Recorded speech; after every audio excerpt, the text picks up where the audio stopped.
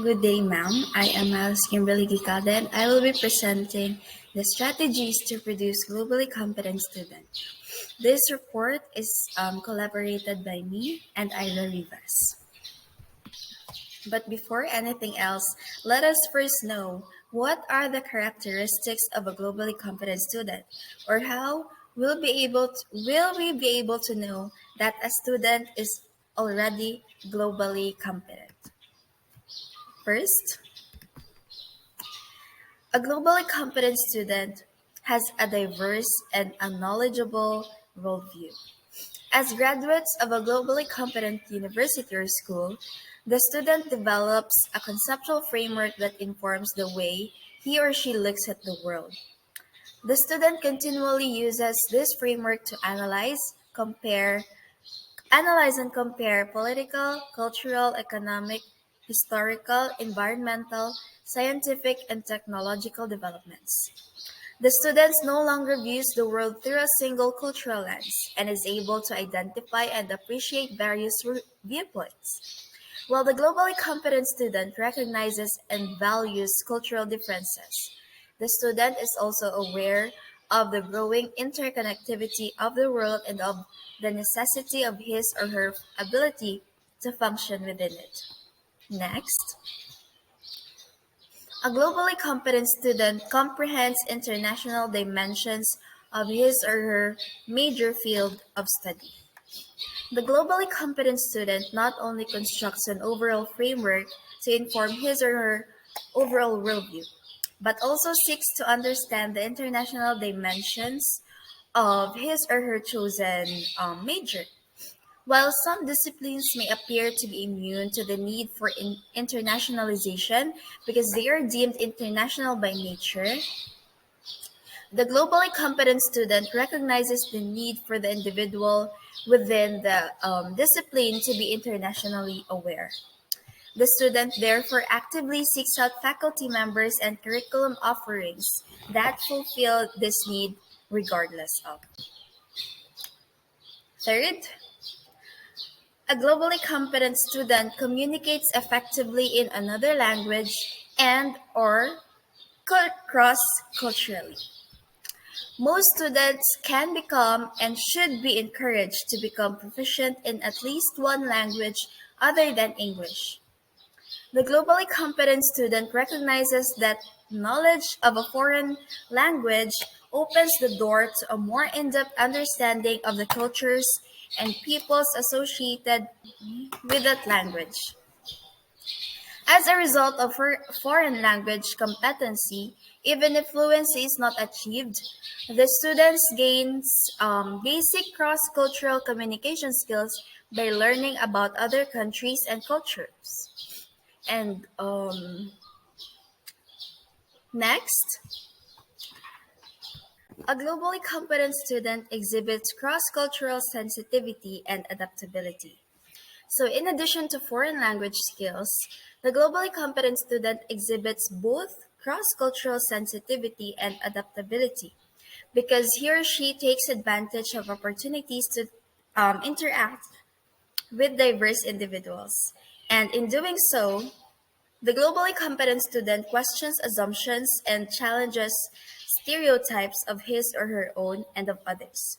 Examples of these meaningful interactions and experiences are membership in one or more internationally oriented student organizations and involvement in activities that bring together international and local students, and participation also in an overseas experience through a study, internship, or work programs. The overseas experience that not only uproots the student but also immerses him or her within the host country's culture is cultural to the development of global competence. And lastly, a globally competent student carries global competencies throughout life.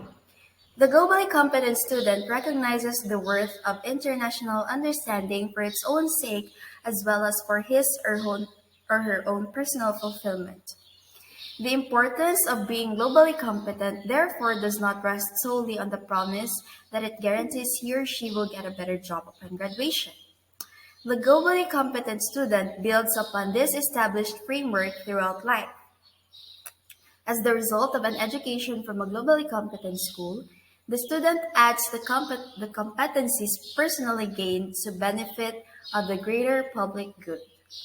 And the student becomes a globally competent citizen that is equipped to contribute on both a local and global scale. So the question is how?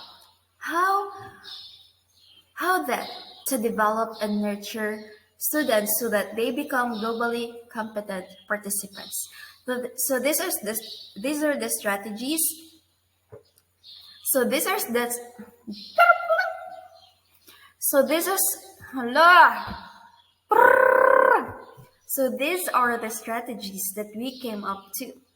We have four strategies, and this is the first. Teaching new languages.